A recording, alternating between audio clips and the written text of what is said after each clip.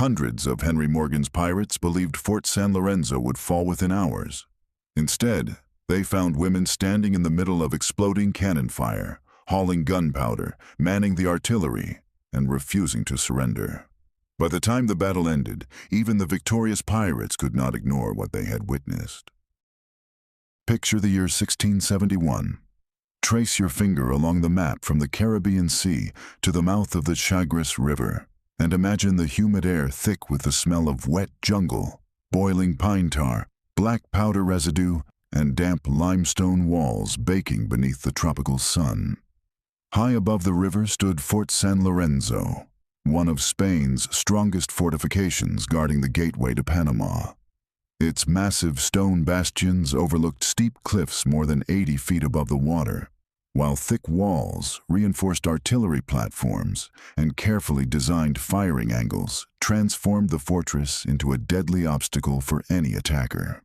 Yet when the notorious buccaneer Henry Morgan gathered hundreds of hardened raiders to capture the fort in January 1671, few expected that some of its most determined defenders would not be professional soldiers alone. As casualties mounted and the thunder of bronze culverins shook every parapet, women inside the fortress refused to surrender to panic. Contemporary accounts describe civilians carrying powder barrels weighing nearly 50 pounds through smoke-filled passageways, hauling buckets of water to extinguish fires ignited by flaming arrows, transporting stones shot to exhausted artillery crews, and tending wounded defenders while enemy musket balls shattered wooden doors and splintered beams overhead. Every cannon required careful coordination, from swabbing the hot bronze barrel to prevent premature ignition, to loading coarse-grained black powder, tamping, wadding, and ramming solid iron shot before the gun captain gave the order to fire. The women worked beside soldiers under constant danger, knowing that a single spark could ignite loose powder and destroy an entire gun crew in an instant. Yet the defense of Fort San Lorenzo depended as much upon their courage and endurance as upon the fortress walls themselves. Dawn revealed the full scale of Morgan's assault, as hundreds of buccaneers climbed the steep hillside beneath a storm of musket fire, arrows, stones, and artillery discharged from the fortress above. Fort San Lorenzo had been engineered to exploit every advantage of elevation, with thick masonry walls rising above rugged cliffs that forced attackers into narrow killing zones where defenders could deliver devastating enfilading fire. Inside the fort, women rushed continuously between powder magazines, kitchens, cisterns, and gun platforms, replacing exhausted men who had collapsed from wounds or heat. Some melted lead into musket balls, while others tore linen into bandages, filled leather buckets from the central well, or carried food to defenders who had not left the battlements for hours.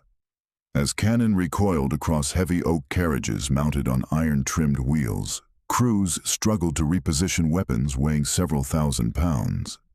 Every discharge produced dense clouds of sulfurous smoke that reduced visibility and burned the lungs, while glowing fragments of slow match threatened to ignite scattered powder grains lying across the stone floors.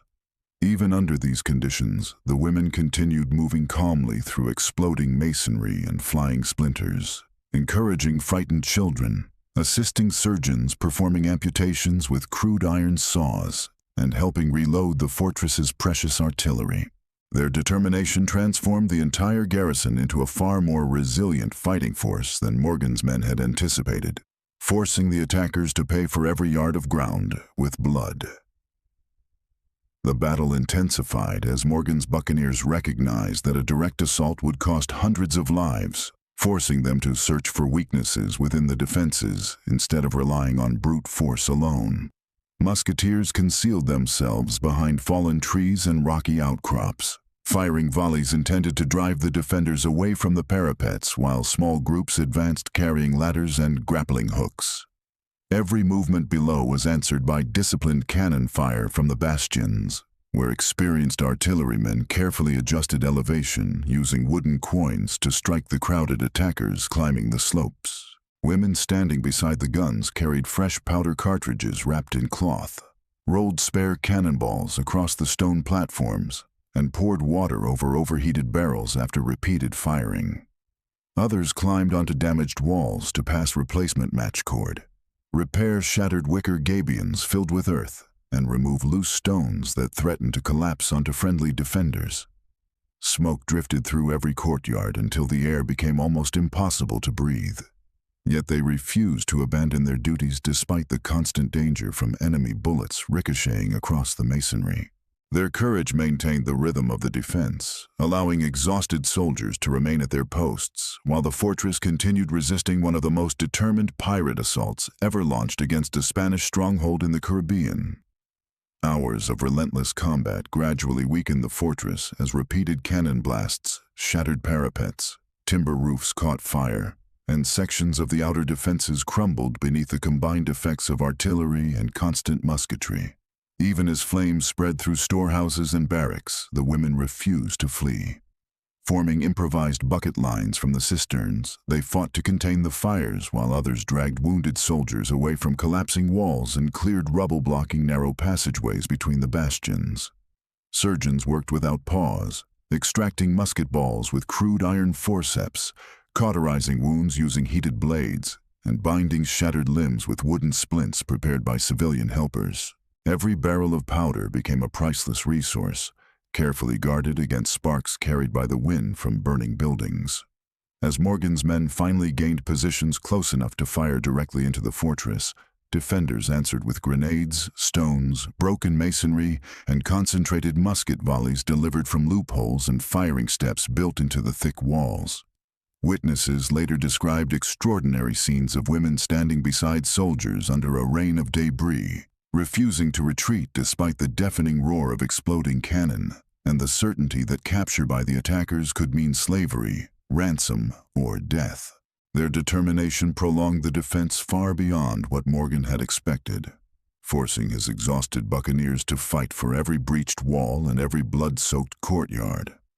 As the final breach widened, the defenders understood that the fortress could not hold indefinitely.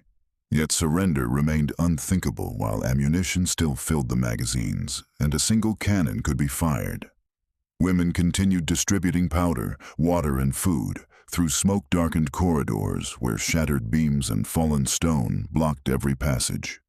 Some helped reposition light swivel guns to cover broken gateways, while others carried messages between isolated bastions after officers had been killed or wounded.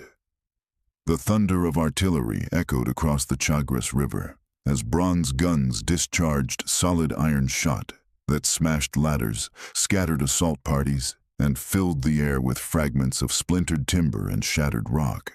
When enemy marksmen finally reached effective range, every exposed movement on the walls became deadly. Yet civilians and soldiers stood shoulder to shoulder, determined to delay the attackers for as long as possible. Contemporary reports describe defenders refusing repeated opportunities to abandon their positions, choosing instead to support one another under impossible conditions. By the time Morgan's buccaneers finally forced their way inside Fort San Lorenzo, they encountered a garrison that had resisted with remarkable endurance. Among the most unforgettable images left by the battle were the women whose courage under fire kept the fortress fighting long after its defenses had begun to collapse, proving that the struggle for San Lorenzo depended not only upon stone walls and cannon, but also upon extraordinary human resolve. Although Fort San Lorenzo ultimately fell to Henry Morgan's expedition in January 1671, the battle left a lasting impression even among the victorious buccaneers, who discovered that capturing a fortress required far more than overwhelming numbers. The defenders had transformed every bastion, casemate, powder room, and narrow stairway into a battlefield sustained by the combined efforts of soldiers and civilians alike. Women who had entered the siege as wives, daughters, servants, or settlers became essential participants in the defense, carrying supplies under fire, assisting surgeons, extinguishing flames, maintaining artillery crews, and preserving order while chaos consumed the fortress around them. Their actions demonstrated how early modern warfare depended upon entire communities rather than armies alone. Fort San Lorenzo itself remained one of the Spanish Empire's most strategically valuable strongholds, because it guarded the vital route linking the Caribbean to the treasure convoys traveling toward Panama. Even after the fortress was rebuilt in later decades with stronger bastions and improved artillery positions, stories of its desperate defense survived in military correspondence and colonial memory.